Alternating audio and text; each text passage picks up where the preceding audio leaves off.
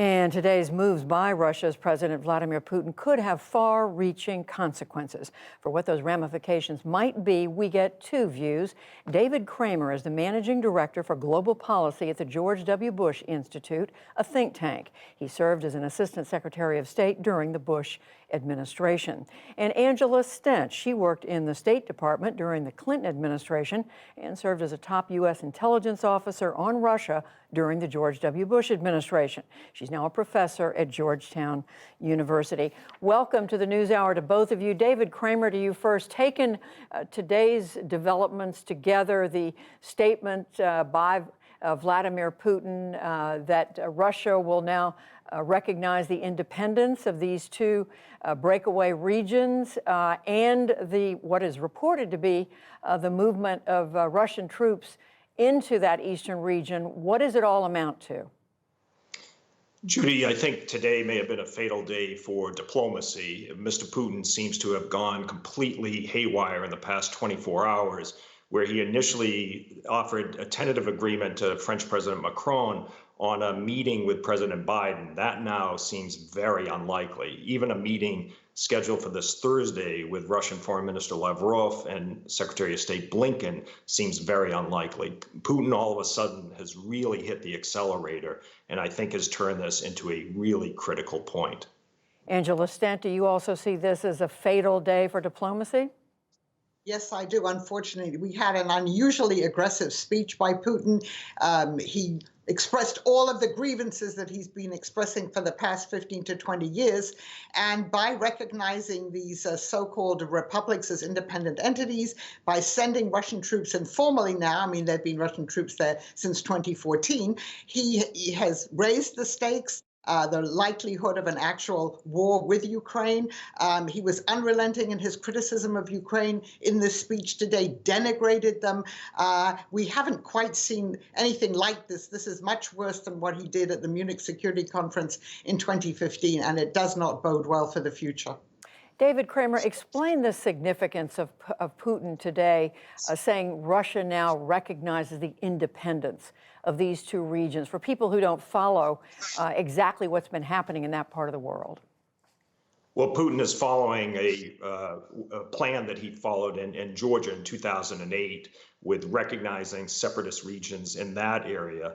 And Russia occupies 20% of Georgian territory to this day. He now has done what he did in 2014 with the illegal annexation of Crimea, except this time in the case of the Donetsk and Luhansk republics, he has recognized them as independent states. That means that the Minsk process, which was signed under duress by Ukraine and Russia, France and Germany in 2014 and again in 2015, is essentially dead. And that might have been one possible roadmap for a negotiated solution to this. Putin, by recognizing Donetsk and Luhansk republics, has essentially killed the Minsk process, and that's going to make finding a diplomatic solution much more complicated.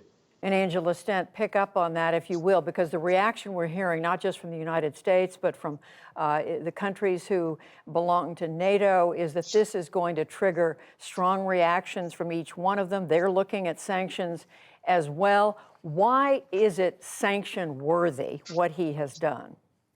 Well, because this is it could be the prelude to a larger conflict. This is the second time, if we just look at Georgia, but there are other frozen conflicts, that Russia has flouted international law, international norms. They're essentially marching into another country again and declaring part of Ukraine independent entities. I'm glad that they're going to meet and talk about this in the United Nations. I mean, this isn't only a problem for Europe, it's a broader global problem, the example of doing this. And this is why people are already talking about imposing sanctions for this violation. You should remember that the Russian proxies who run these two entities don't control all the territory there. And that, again, could be an excuse for the Russians, if there is more fighting there, to march further into Ukraine. So I think this really does have very serious implications for the future of Europe.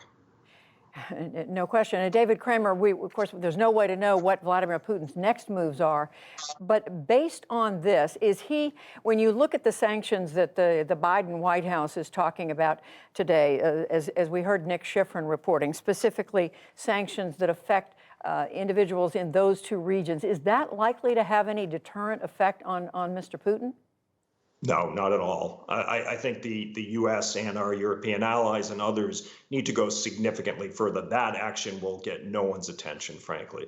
If we want to try to stop Mr. Putin where he is now, recognizing that he has already further invaded Ukraine through this move, then I think we have to look at hitting his circle, the immediate circle around him. We have to start looking at the Russian financial and energy sectors, export controls, and other measures. The sanctions on Putin and his circle, I think, are the ones that Putin fears the most. And so while he hasn't launched a full-scale invasion, this looks like he's on the verge of doing so, or at least putting diplomacy to the side and resorting to force and war. And so in that case, I think we need to move now to try to preempt any further action and give Mr. Putin a taste of what could come if he goes even further. And following on that, Angela Stent, the statement out of the White House today did say that these sanctions we're announcing now are separate from what we have in mind and what we would impose if there's a further military move on Ukraine. Are those next set of sanctions, whatever we believe those to be, are they likely to have a deterrent effect on Putin? Yeah, I'm less sure that they are likely to have a deterrent effect. I think Putin and the people around him really have discounted that. They don't care. They really want to move ahead and restore Russia as the great power in Europe.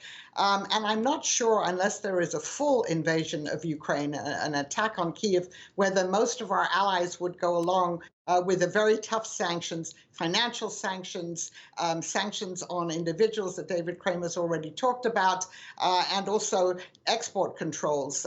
There's still a lot of discussion about that, and there isn't full consensus on that, and this may not deter Putin.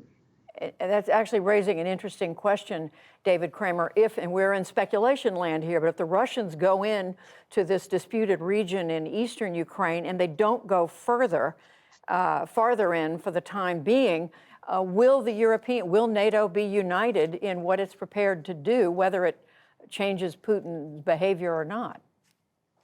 Well, I think NATO is united in terms of boosting the military presence in countries like Poland, Romania, and the Baltic states.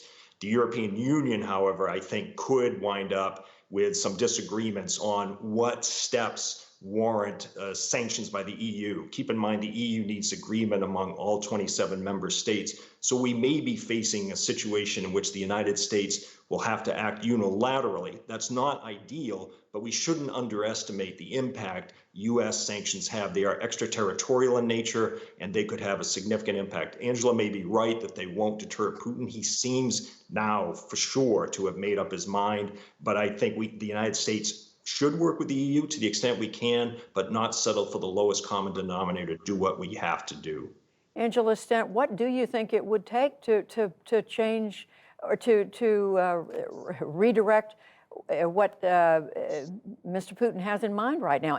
Will anything have an effect on his thinking?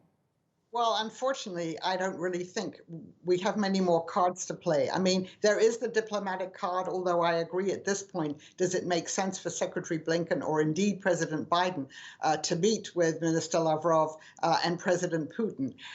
If Putin's mind is made up, which our intelligence agencies seem to think that it is, it would be very hard to deter him. And so it's very difficult to see what diplomatic solution could get him to climb down from a process that he's now initiated and whose end we don't really understand. Well, a grim turn of events today for sure. Angela Stent, David Kramer, we thank you both. Thank you.